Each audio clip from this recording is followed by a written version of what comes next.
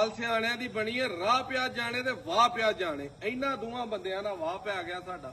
ਥਣ ਦਾ ਸਾਡਾ ਕਰਕੇ ਆਪਰੇਸ਼ਨ ਮੱਝ ਦਾ ਵੀਡੀਓ ਵੀ ਨੈਟ ਤੇ ਲਾਈ।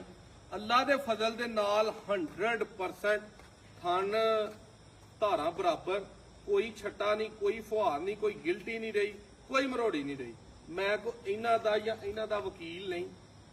ਗੱਲ ਇਹ ਵੇ ਕਿ ਮੇਰੀ ਅਗਰ ਮੱਝ ਦਾ ਥਣ ਇਹ ਬਿਲਕੁਲ ਪ੍ਰੋਪਰ ਡਾਕਟਰ ਆਸਫ ਸਾਹਿਬ ਬਣਾ ਗਏ ਨੇ ਨਾ, ਤੇ ਜਿਹੜੇ ਕਿਸੇ ਭਰਾ ਦੀ ਨੇੜੇ ਤੇ ਨੇੜੇ ਸਿਆਲਕੋਟ 'ਚ ਥਾਨੂੰ ਮੂੰਹ ਸੜੀ ਹੋ ਗਈ ਹੈ, ਮੱਝ ਹੈ, ਗਾਂ ਹੈ, ਫੌਰੀ ਇਹਨਾਂ ਨਾਲ ਰਾਬਤਾ ਕਰ ਲਓ। ਤੁਹਾਡਾ ਥਣ ਅੱਲਾ ਦੇ ਫਜ਼ਲ ਦੇ ਨਾਲ 100% ਠੀਕ ਹੋਏਗਾ।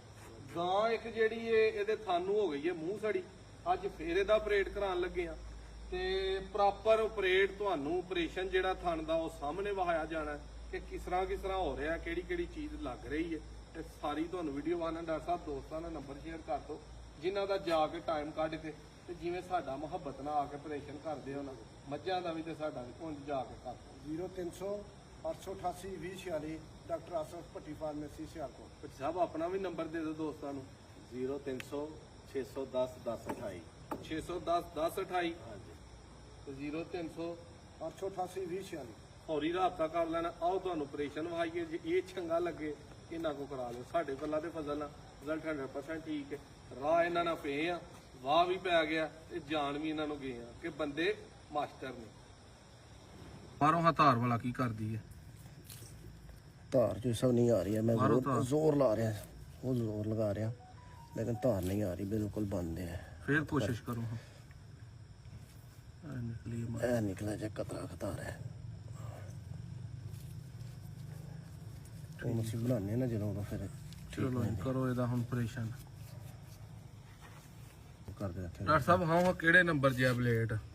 ਇਹ ਬਲੇਡ ਜੇ 15 ਨੰਬਰ ਬਲੇਡ ਜੇ ਸਰਜੀਕਲ ਕਰੋ ਜੀ। ਅੱਲਾ ਦੇ ਸਰਜੀਕਲ ਬਲੇਡ, ਫਜ਼ਲ ਨਾਲ। Disposable blade. ਅੱਲਾ ਬਿਹਤਰ ਕਰੇ, ਅੱਲਾ ਦਾ ਨਾਮ ਲੈ ਕੇ ਤੇ ਇਹਨੂੰ ਜ਼ਰਾ ਬਣਾਓ। ਇਹਨੂੰ ਆਂਦੇ ਜੇ ਦੋਸਤੋ ਥਣ ਦਾ ਆਪਰੇਟ।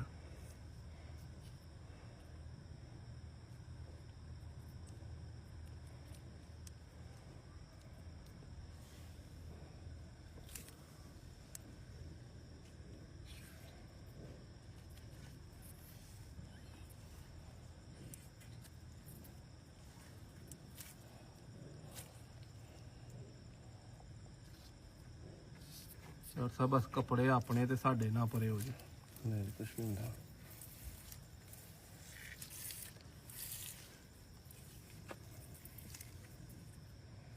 ਉਹ ਕਰਨਾ